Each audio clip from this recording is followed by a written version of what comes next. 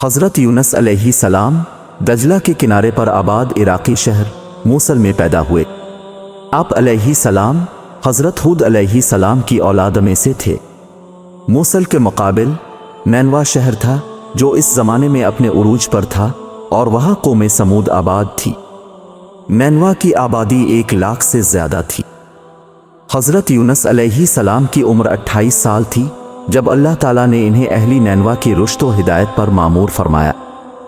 حضرت یونس علیہ السلام ایک عرصے تک نینوا کے لوگوں کو توحید کی دعوت اور بت پرستی سے روکتے رہے، مگر قوم نے ان کی دعوت قبول کرنے سے صاف انکار کر دیا۔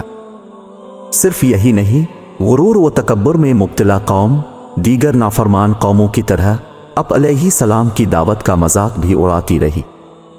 جب ان کی سرکشی اور نافرمانی انتہا کو پہنچ گئی تو اللہ تعالیٰ نے حضرت یونس علیہ السلام کو حکم دیا کہ لوگوں کو آگاہ کر دو کہ 3 دن کے اندر اندر ان پر عذاب آنے والا ہے۔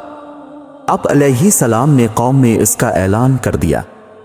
یہ سن کر قوم یونس علیہ السلام نے آپس میں مشورہ کیا تو اس بات پر ان سب کا اتفاق ہوا کہ یونس علیہ السلام کو کبھی جھوٹ بولتے نہیں دیکھا گیا، لہٰذا ان کی بات نظر انداز نہیں کرنی چاہیے۔ مشورے میں یہ بھی طے ہوا کہ دیکھا جائے کہ اگر یونس علیہ السلام رات بستی کے اندر اپنے گھر میں مقیم رہتے ہیں تو سمجھ لو کہ کچھ نہیں ہوگا، اور اگر وہ یہاں سے کہیں اور چلے جاتے ہیں تو یقین کر لو کہ صبح عذاب ضرور آئے گا۔ حضرت یونس علیہ السلام رات کو اس بستی سے نکل گئے۔ صبح ہوئی تو عذابی الہی ایک سیاہ دھوئیں اور بادل کی شکل میں بستی والوں کے سروں پر منڈلانے لگا۔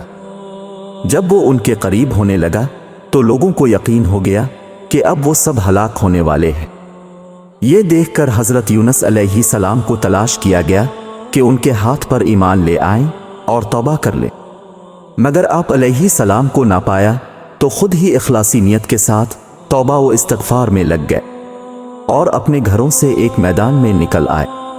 عورتیں، بچے اور جانور سب اس میدان میں جمع کر دیے گئے۔ تمام بستی والے ٹاٹ کے کپڑے پہن کر عجز و انکساری کے ساتھ توبہ کرنے اور عذاب سے پناہ مانگنے میں اس طرح مشغول ہوئے کہ پورا میدان آہو بکا سے گونجنے لگا۔ اللہ تعالیٰ نے ان کی توبہ قبول فرما لی اور عذاب ان سے ہٹا دیا۔ ادھر حضرت یونس علیہ السلام بستی سے باہر اس انتظار میں تھے کہ اب اس قوم پر عذاب نازل ہوگا۔ ان کے توبہ و استغفار کا حال انہیں معلوم نہ تھا۔ جب عذاب ٹل گیا تو انہیں فکر ہوئی کہ اب تو قوم مجھے جھوٹا قرار دے دے گی، کیونکہ میں نے اعلان کیا تھا کہ 3 دن کے اندر عذاب آ جائے گا۔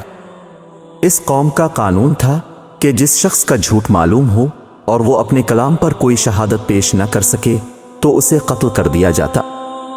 تو یونس علیہ السلام کو فکر ہوئی کہ انہیں بھی جھوٹا قرار دے کر قتل کر دیا جائے گا۔ اس رنج و غم اور پریشانی کے عالم میں اس شہر سے نکل جانے کا ارادہ کر کے چل دیے، یہاں تک کہ بحیرہ روم کے کنارے پہنچ گئے۔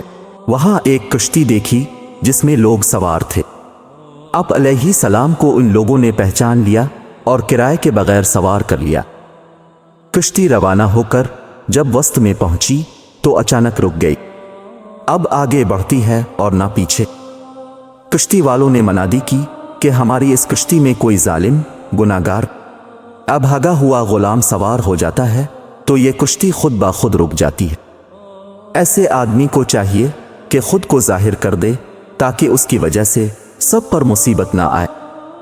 اس پر حضرت یونس علیہ السلام بول اٹھے کہ وہ بھاگا ہوا غلام گناہگار میں ہی ہوں، کیونکہ اپنے شہر سے نکل کر کشتی میں سوار ہونا ایک طبعی خوف کی وجہ سے تھا، حکم الہی نہ تھا، اور اللہ تعالیٰ کے حکم کے بغیر یوں چلے آنے کو حضرت یونس علیہ السلام کی پیغمبرانہ شان نے ایک گناہ قرار دیا کہ پیغمبر کی کوئی نقل و حرکت حکم الہی کے بغیر نہیں ہونی چاہیے تھی۔ بہرحال آپ علیہ السلام نے فرمایا کہ مجھے دریا میں ڈال دو تو تم سب اس عذاب سے بچ جاؤ گے، مگر کشتی والے اس پر تیار نہ ہوئے، بلکہ انہوں نے قرعہ اندازی کی تاکہ جس کا نام نکلے اسے دریا میں ڈالا جائے، لیکن قرعہ اندازی میں بھی آپ علیہ السلام ہی کا نام نکل آیا۔ لوگوں کو اس پر تعجب ہوا تو کئی مرتبہ قرعہ اندازی کی گئی اور ہر مرتبہ اب ہی کا نام آتا رہا۔ ایک طرف قرآن اندازی میں نام نکلنے پر اب علیہ السلام کو دریا میں ڈالے جانے کا سامان ہو رہا تھا، دوسری طرف ایک بہت بڑی مچھلی اللہ تعالیٰ کے حکم پر کشتی کے قریب منہ کھولے موجود تھی کہ اب علیہ السلام کو اپنے پیٹ میں جگہ دے۔ حضرت یونس علیہ السلام جیسے ہی پانی میں گئے، مچھلی نے فوراً انہیں اپنے پیٹ میں لے لیا۔ حضرت عبداللہ بن مسعود رضی اللہ تعالیٰ عنہ نے فرمایا کہ حضرت یونس علیہ السلام اس مچھلی کے پیٹ میں 40 روز رہے، یہ انہیں زمین کی تہ تک لے جاتی اور دور دراز کی مسافتوں میں پھراتی رہی۔ اس حالت میں حضرت یونس علیہ السلام نے دعا کی تو اللہ تعالیٰ نے دعا قبول فرمائی اور مچھلی نے اب علیہ السلام کو بالکل صحیح سالم حالت میں کنارے پر ڈال دیا۔ مچھلی کے پیٹ کی گرمی سے ان کے بدن پر کوئی بال نہ رہا تھا۔ اللہ تعالیٰ نے ان کے قریب ایک درخت اگا دیا جس کے پتوں کا سایہ اب کے لیے راحت کا سبب بن گیا۔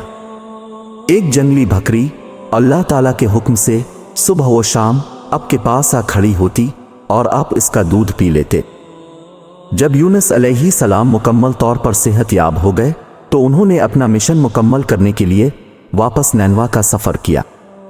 اپنے آبائی شہر پہنچ کر یونس علیہ السلام حیران رہ گئے۔ نینوا کی پوری آبادی اسلام قبول کر چکی تھی اور ان کی آمد کا انتظار کر رہی تھی۔ یونس علیہ السلام نے اپنی قوم کے ساتھ مل کر اپنے رب کو سجدہ کیا اور اس کی تمام نعمتوں کا شکریہ ادا کیا۔ حضرت یونس علیہ السلام واحد پیغمبر تھے جن کی پوری امت نے اسلام قبول کیا۔